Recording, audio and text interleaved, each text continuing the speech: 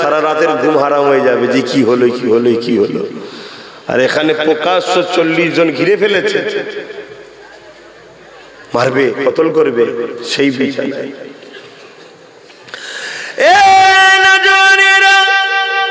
আল্লাহ নবী সাহাবারা হযরত আলীর মুখে কথা শুনে অবাক হয়ে যায়। ও ভাই আলী কি কথা বলেন আপনি, আপনার কি কোনো চিন্তা হয়নি ভাই?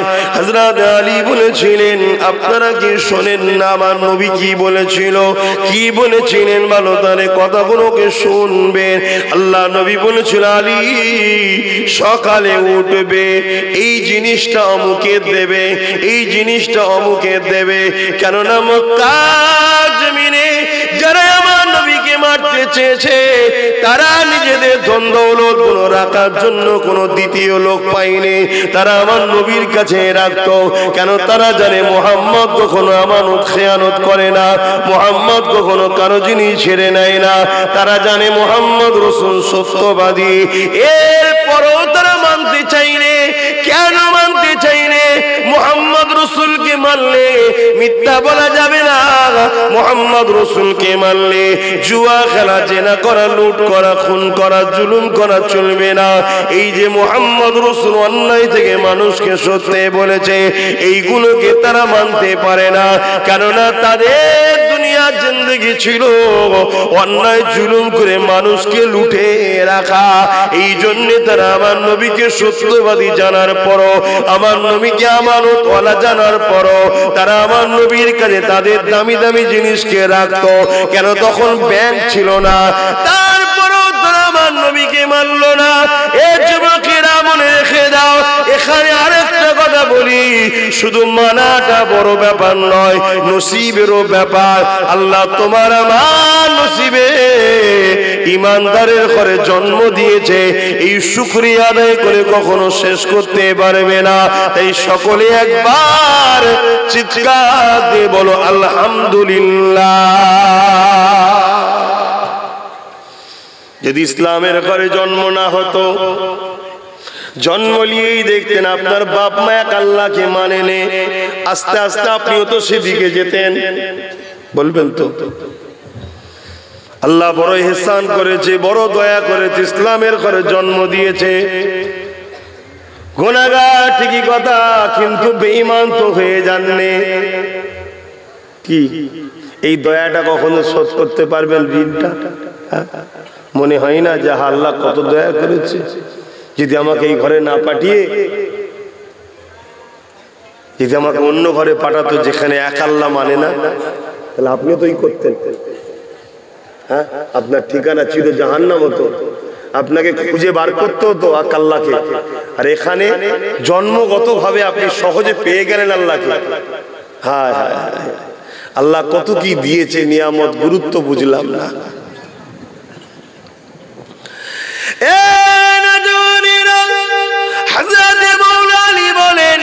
আল্লাহ নবী বলেছে আবু বকর, আল্লাহ নবী বলেছে আলী সকালে উঠবে কোন অমুককে দিবার পরে, তারপরে তুমি মদিনা শরীফে আসবে।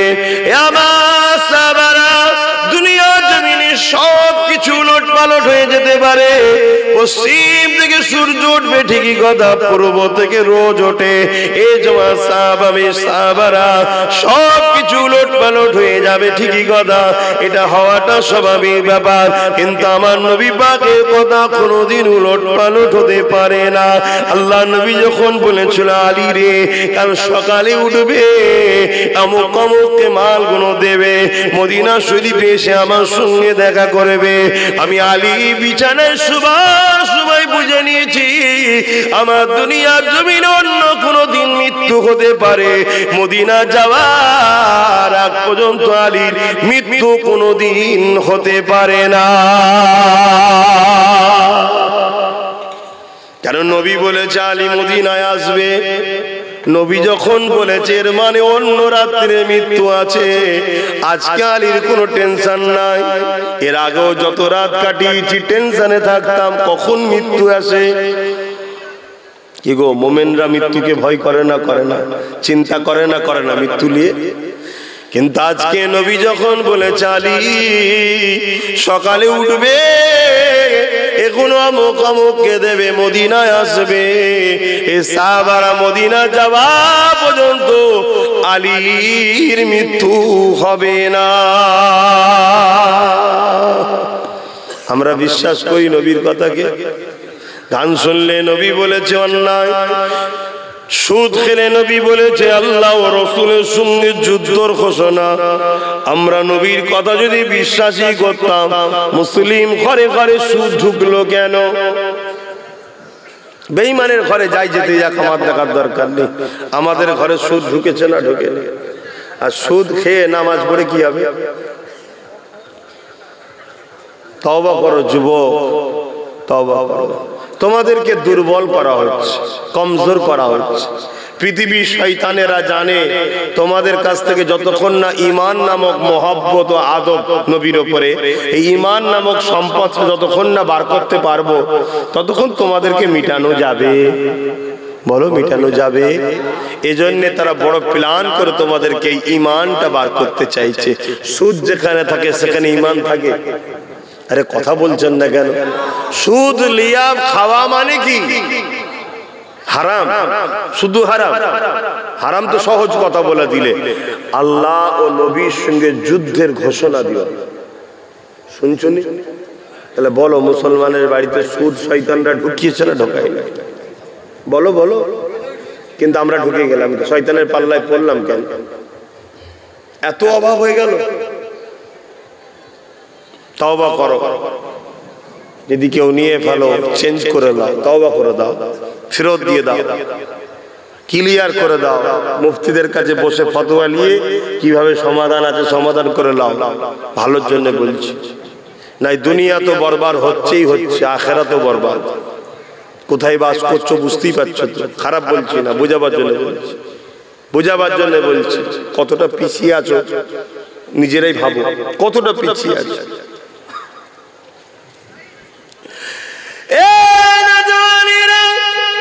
আল্লাহ নবী নবী নবীকে মুহাব্বত করেন, আল্লাহ নবীকে নিজের জিন্দেগির মডেল বানান।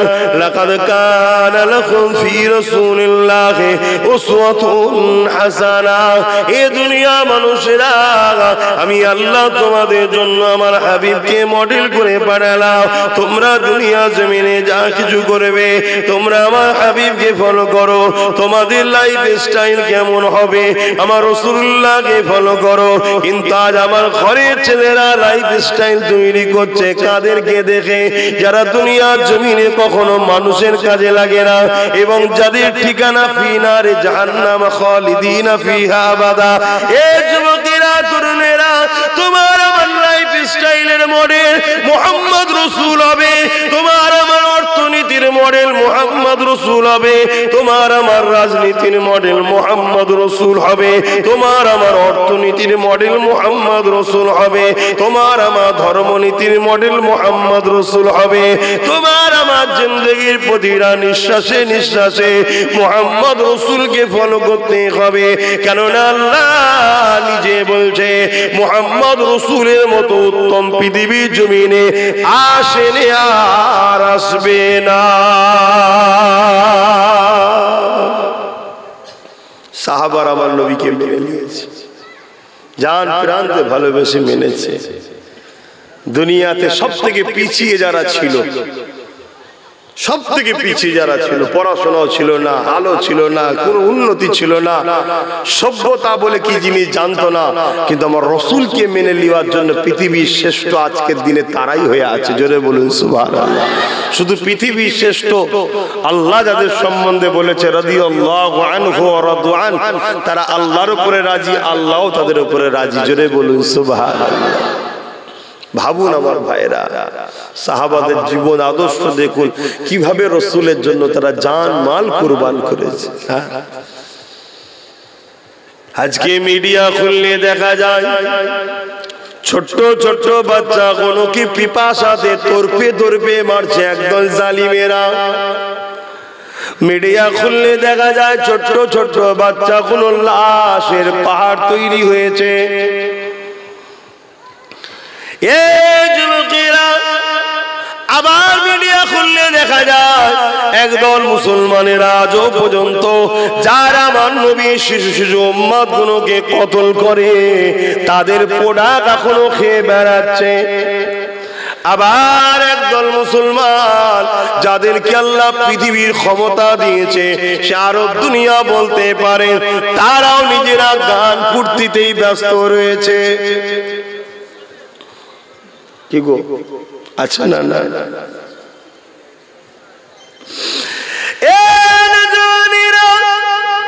ইসলামকে আমরা বড় সহজে পেয়ে গেছি, তাই আমাদের গুরুত্ব তোটা ইসলামের উপরে না। ইসলাম যেখানে নাই সেখানে মা বাপের কোনো সম্মান নাই। ইসলাম যেখানে নাই সেখানে নারীরও কোনো মর্যাদা নাই। ইসলাম যেখানে নাই সেখানে কোনো সভ্যতা নাই। ইসলাম যেখানে নাই সেখানে সমাজে চোর ডাকাত খুনি তৈরি হয়। ইসলাম যেখানে নাই সেখানে অসভ্যতা ভরে যায়। ইসলাম যদি তোমার ঘর থেকে বেরিয়ে যায়, তোমার ঘরের বাপ মা সম্মান থাকবে না। তুমি বাচ্চা, তোমার ইজ্জত মর্যাদা তোমার বাপ মায়ের কাছে থাকবে না। ইসলাম যদি তোমার ঘরে না থাকে, তোমার স্বামী স্ত্রীর মধ্যে শান্তি থাকবে না। এখন কার ঘরে কি আছে নিজে নিজে মেলাও। যদি বলো আমার ঘরে তো ইসলাম আছে অথচ শান্তি নাই, তুমি মিথ্যা বলছো, না হয় তোমার ভুল বোঝা হচ্ছে। ইসলাম থাকবে শান্তি থাকবে না, এটা কখনোই হতে পারে না। যেমন আলো থাকলে অন্ধকার থাকতে পারে না, ইসলাম এমন একটা আলো যেখানে ইসলাম থাকে সেখানে সুদ থাকে না, খুন থাকে না, জিনা থাকে না, ব্যভিচারী থাকে না, খুন থাকে না, এমন করে লুট থাকে না, চিটিংবাজ থাকে না, প্রতারণা থাকে না। কারণ ইসলামে কোনোকে মিটাবার না। আর নামে তাল পুকুর ঘটি ডোবেনে, নামে মুসলমান বলে ইসলাম আছে, কোরআনকে বছরকে বছর খুলে দেখেনে, বছরকে বছর কোরআন খুলে নে, তাই কিসের ইসলাম আছে বলেন? বুঝে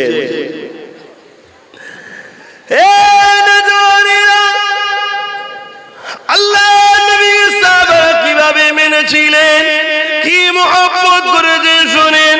হযরত সিদ্দিক আকবর আমার মুজাদ্দিদ জামানের 30 পোস্টে ঊর্ধ্ব পুরুষ ছিলেন।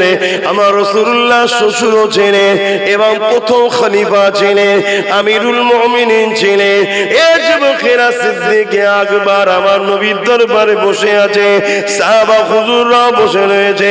এক একজন সাহাবারা এক একটা কথা নবী পাককে বলতে লেগেছে। কোন কোন সাহাবারা বলতে লেগেছে, ইয়া রাসূলুল্লাহ, ইয়া হাবিবাল্লাহ, হুজুর আমাকে সব সময় নামাজ পড়তে বড় ভালো লাগে। আল্লাহ নবী শুনছেন, বড় খুশি হচ্ছে। আর একজন সাহাবী বললেন, ইয়া রাসূলুল্লাহ, হাবিবাল্লাহ, আমাকে কোরআন সব সময় পড়তে ভালো লাগে। আর একজন সাহাবী বললেন, ইয়া রাসূলুল্লাহ, হাবিবাল্লাহ, আমাকে আল্লাহর ঘর কাবা শরীফটা তওয়াফ করতে বড় ভালো লাগে। আর একজন সাহাবী উঠে বললেন, ইয়া রাসূলুল্লাহ, হাবিবাল্লাহ, বছরে 5টা দিন রোজা রাখা নিষেধ আছে, এই 5টা দিন ছাড়া রোজা রাখতে বড় ভালো লাগে। আল্লাহ নবী শুনেন, বড় খুশি হন। হযরত সিদ্দিক আকবর উঠে দাঁড়িয়ে বললেন, ইয়া রাসূলুল্লাহ, ইয়া হাবিবাল্লাহ, হুজুর আপনি যদি ইজাজত দেন আমি আবু বকর কিছু বলি। বাবা বলো কি বলতে চাইছে? হযরত আবু বকর সিদ্দিক বললেন, ইয়া রাসূলুল্লাহ, হাবিবাল্লাহ, আমাকে ভালো লাগে সব সময় আপনার কদমের গোড়ায় বসে বসে আপনার নূর মুখটা দেখতে। আরো জোরে বলুন সুবহান।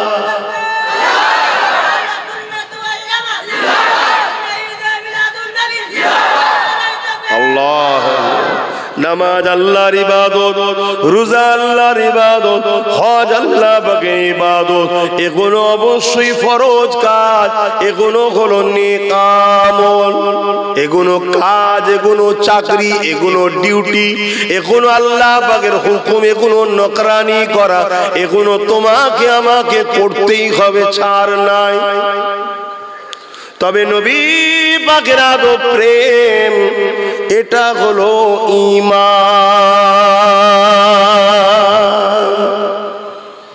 চাকরি পেলে ডিউটি করে না, ডিউটি করার পর চাকরি পায়। বলেন বলেন, চাকরি। তো তুমি যখন ঈমান আনবে তোমার জন্য এবারে ডিউটি হলো কি নামাজ রোজা হজ যাকাত দান খায়রাত। আমাদের ছেলেদের অন্তরে ঈমান আছে তো? বলবে তো হ্যাঁ কি না? ঈমান কি বললাম? নবীর প্রেম, নবীর আদব। কি প্রেম? প্রেম কাকে বলে?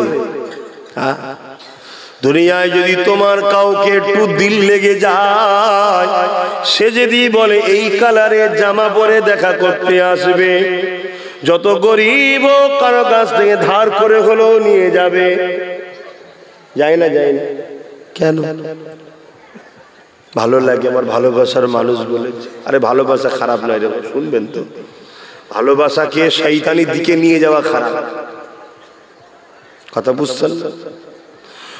দুনিয়ার জমিনে কেউ যদি তোমাকে রাত 12টার সময় ডাকে, তোমার স্ত্রী হতে পারে, তোমার স্বামী হতে পারে, তোমার বাপ মা হতে পারে, বাবা কোথায় আছে, অসুস্থ লাগছে শরীরটা, জলদি করে আয় বাবা। হয়তো তুমি দূরে কোনো জায়গায় ছিলে, রাত্রিরেই তুমি বেরিয়ে চলে আসবে। পানি হচ্ছে কি ঝড় পড়ছে, তুফান হচ্ছে, তুমি দেখবে না, কেননা আমার মা ডেকেছে, বাপ ডেকেছে, স্ত্রী ডেকেছে, স্বামী ডেকেছে। আহারে আমার আল্লাহ রসুলকে যদি তুমি সত্যি ভালোবাসতে, তাহলে ফজরের সময় আল্লাহ যখন ডাকে তুমি কেন এলে না? শুধু বলছে ভালোবাসে। কি গো ভুল বলছি? অনেক ছেলে আছে দেখবেন 10 নম্বর জার্সি পরে, ইয়েলো কালার, হলুদ কালার। কি ব্যাপার? না এটা ব্রাজিলের জার্সি। কেন? আমি পছন্দ করি। ও, কাকে পছন্দ করো? যারা সারা জীবন ইসলামকে মিটাবার জন্য চেষ্টা করছে তাদের ঘরে। আমাদের ঘরের ছেলে পছন্দ করে দুনিয়াবি ঝোঁক নেশা। আর যে রাসূলুল্লাহ সারা জীবন আমাদের জন্য কেঁদেছে, আজও কাঁদছে, রওজাতেও কাঁদছে, ময়দানে মাশরে কাঁদবে, কই তার ড্রেসটা কখনো পরেছো? ভালোবাসো বলছো? শুনছো তো ভাইরা? ভুল হয় তো মানুষের, শিখাতে এসছি কেন? যাতে ভুল থেকে ফিরে আসে, ঠিক না? অনেক ছেলে দেখবেন এই সাইডের চুলগুলো সব কেটে ফেলেছে, আর এইখানে সোজা করে মোরগের মতো মাথা রেখেছে। হাসবেন, বোঝার চেষ্টা করে। কি ব্যাপার? এটা নাকি কোন একটা খেলোয়াড়ের স্টাইল। ও, সে খেলোয়াড় কখনো তোমার কথা ভাবে? তুমি খেতে না পেলে দেখতে আসে? তোমার কখনো উপকারে আছে যে খেলোয়াড়ও তোমারও দুশ্মন, তোমার দিনেরও দুশ্মন, তার জন্য তুমি তৈরি হচ্ছ, তার স্টাইল। আর যে রাসূল, তুমি 1 মুঠো পাও আর 100 মুঠো পাও, যতটুকু পাচ্ছ রাসূলুল্লাহর দরবার থেকে আসে। জোরে বলুন সুবহানাল্লাহ। সেই নবীর জন্য তুমি কখনো তার চুলের স্টাইল করেছো? যেমন নবী কোন স্টাইলের চুল পছন্দ করতেন জেনেছো কখনো কাউকে গিয়ে? যে মাওলানা সাহেব কি ভাইজান আমার নবী কোন কোন স্টাইলে চুল রাখা পছন্দ করতেন জেনেছো? অথচ আমার নবী চুলের স্টাইল দেখে এক গ্রাম্য এলাকা থেকে একদল লোক ব্যবসা করতে মদিনা এসেছিলেন। নবী চুলটা দেখে দিবানা হয়ে মুসলমান হয়ে গেছে। জোরে বলুন সুবহানাল্লাহ। নবী তো অনেক দূরের কথা না, চুলের স্টাইল দেখে। হায় কাদের পিছনে ছুটছো আমাদের ভাইরা? হৃদয়ে কাকে রেখেছো? তোমার আমার হিরো তো এই দুনিয়ার এই জালিম গুলো হওয়া উচিত নয়। তোমার আমার হিরো হবে হযরতে ফারুক আজম, উসমান গনি, মৌলা আলী, সিদ্দিক আকবর। এরা তো তোমার আমার হৃদয়ে থাকার জিনিস, এরাই তো তোমার আমার হিরো। জোরে বলুন সুবহানাল্লাহ। কাদেরকে ভরে ফেলেছো দিলে? তাই আজকে দুনিয়া তোমাদেরকে লাথি মারছে। যেখানেই যাও তোমরা ঝাড় খাচ্ছ। অফিসে যাও, তোমার চোখের সামনে অন্যজনকে। সেদিন দেখলাম কোন একটা রাজ্যের সিএম, নাম বলবো না, কথা বুঝে আসে, দেখলাম একজন বোরখা পরা মুসলিম মেয়ে ছিল, তার কাগজটা নিল না, বাকি সবার নিল। কেন? ওকে ঘৃণা করছে। এই ঘৃণার পিছনে দুটো কারণ। এক, ওর পরীক্ষা হতে পারে, আর ওকে যে ঘৃণা করছে ওইটা দেখি আল্লাহ তোমাকে আমাকে শিক্ষা দিচ্ছে যে তোরা কাদের পিছনে ছুটিস। তারা পজিশন যাওয়ার পর্যন্ত তোদেরকে তেল মাখায়, পজিশনে চলে যাওয়ার পর যেমন ছিবড়া কাজে লাগে না, টান মেরে ফেলে দেয়, তোদেরকে ফেলে দেবে। অলরেডি শুরু হয়ে গেছে। মুসলমানের আর কি মূল্য আছে? কোন রাজ্যে, কোন দেশে, কোথায় আছে বলুন? মুসলমান গুরুত্ব আছে? আর কেউ গুরুত্ব দেয়? কেন? কাজ মিটে গেছে, জাল্লিবাদ ছিল লেলিয়েছে, যে জায়গা পর্যন্ত যাবার কথা ছিল পৌঁছে গেছে। তুমি এবার কি করবে? কি করবে বলো? তুমি না রসুলের হতে পেরেছো, আর না নিজের ভবিষ্যৎকে নিজে দাঁড় করাতে পেরেছো। এবার তোমার কি হবে বলো? যে আমার আল্লাহ আছে, রসুল আছে, জীবনে তুমি বলো তো আল্লাহ রসুলের জন্য কি করেছো বল? ভাবো আমার সোনার ভাইরা, ভাবো। এছাড়া কি করতে পারি তোমাদের সঙ্গে লড়াই করব? হ্যাঁ, তোমরা তো বড় হয়ে গেছে, বাচ্চা থাকলে না, এরম থাকলে নাই বুঝানো যায়, এই ছড়ি নিয়েছে, এই বদমাশি করুনি। তোমরা তো আল্লাহ করে বড় হয়ে গেছে, এখনো সময় আছে। এই মুহূর্ত বসে তওবা করে নাও।